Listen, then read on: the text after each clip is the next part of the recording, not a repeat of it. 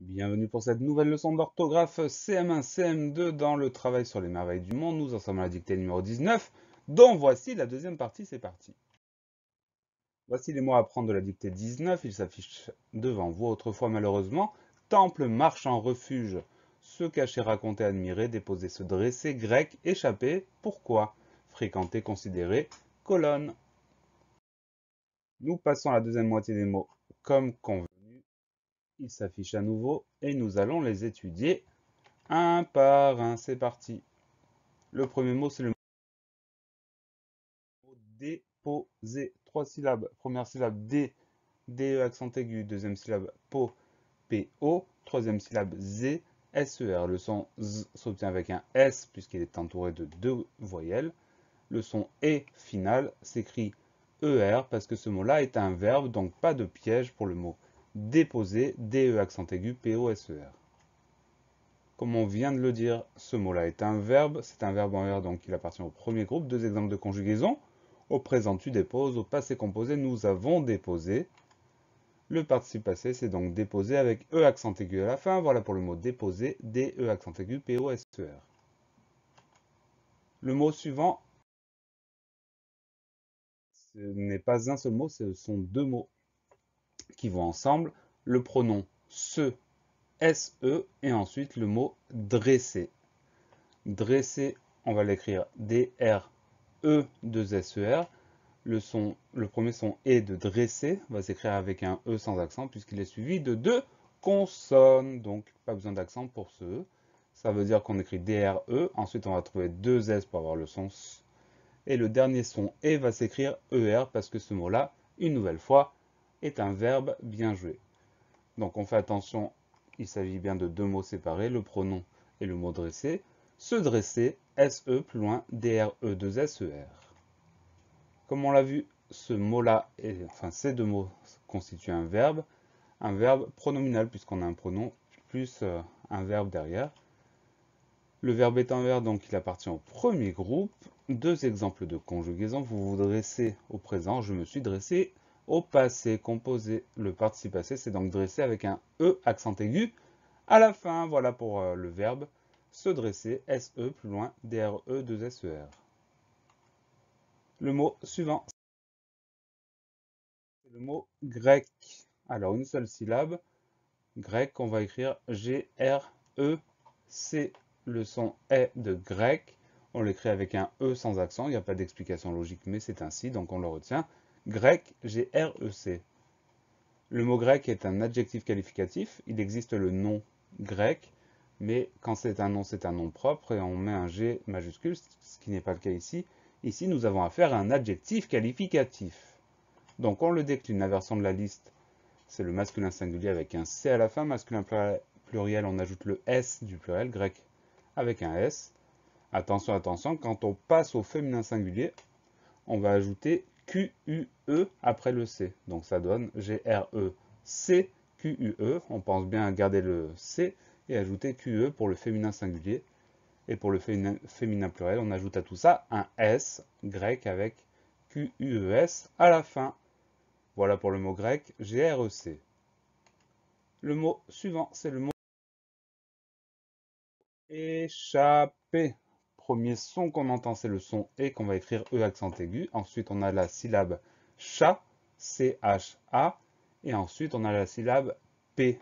Alors attention, on va devoir mettre deux P dans échapper. Et le dernier son E qu'on entend, on va écrire ER parce que ce mot-là est un verbe. Donc on pense surtout, très important, à bien mettre ces deux P. Échapper, E accent aigu, C-H-A, 2 P, E-R. Le mot échapper est un verbe du premier groupe puisqu'il se termine à l'infinitif par ER. Deux exemples de conjugaison. Au présent, elles échappent. Au passé composé, tu as échappé. Le participe passé est donc échappé avec E accent aigu à la fin. Voilà pour le mot échappé, E accent aigu CHA 2PER. Le mot suivant, c'est un mot qu'on connaît bien, qu'on rencontre souvent. C'est le mot pourquoi. C'est un seul mot, mais on reconnaît à l'intérieur de ce mot deux mots qu'on connaît également. Donc la première syllabe c'est pour, P-O-U-R, et la deuxième syllabe c'est quoi, Q-U-O-I. Donc pas de piège dans ce mot-là. Pourquoi? P-O-U-R-Q-U-O-I. Le mot pourquoi est un adverbe. Voilà pour le mot pourquoi, P-O-U-R-Q-U-O-I. Le mot suivant, c'est le mot fréquenter. Première syllabe, fré, F-R-E accent aigu. Deuxième syllabe, quand, Q-U-E-N. Le son K, on s'obtient avec le Q-U. Le son en va s'écrire E-N. Et enfin, dernière syllabe, T, T-E accent aigu. Fréquenter, F-R-E accent aigu, Q-U-E-N, T-E accent aigu. Le mot fréquenter est un adjectif qualificatif. On peut dire comment est-il, il est fréquenté. Et nous allons le décliner. Avec E accent aigu à la fin, c'est le masculin singulier. Pour passer au masculin pluriel, on va ajouter le S du pluriel. Féminin singulier, on ajoute le E du féminin, ça donne fréquenter avec EE. Et enfin, féminin pluriel, on va ajouter le E du féminin, le S du pluriel. Fréquenter et ES, voilà pour le mot fréquenter. F-R-E accent aigu, Q-U-E-N-T-E accent aigu. L'avant-dernier mot, c'est le mot considérer. Première syllabe, con, C-O-N. Deuxième syllabe, si, S-I. Donc le son s'obtient avec un S. Syllabe suivante, D, D-E accent aigu. Et enfin, dernière syllabe, Ré, R-E accent aigu. Pas de piège, pas de difficulté. Considérer, C-O-N-S-I-D-E accent aigu, R-E accent aigu. Le mot considérer est un adjectif. Il existe le verbe considérer, mais quand c'est le verbe, on met ER à la fin. Ici, c'est bien l'adjectif. On le décline. La version de la liste, c'est le masculin singulier avec E accent aigu à la fin. Masculin pluriel, on va écrire ES en ajoutant le S du pluriel.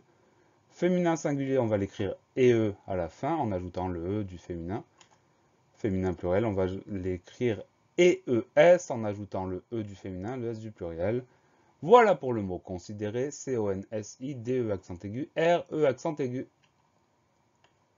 Le dernier mot, c'est le mot colonne.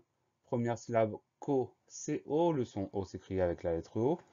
Deuxième syllabe, LO, on va l'écrire L-O. Ensuite, on va bien penser à mettre les deux N et on finit avec un E. La seule vraie difficulté de ce mot-là, c'est de bien penser à ces deux N. Colonne, C-O-L-O, deux N-E. Le mot colonne est un nom commun. On dit une colonne, donc il est féminin. Et pour le mettre au pluriel, on ajoute le petit S du pluriel des colonnes avec un S à la fin. Voilà pour le mot colonne, C-O-L-O, deux N-E. La leçon est finie. Pensez à réviser, pensez à vous entraîner et à bientôt sur la classe plus.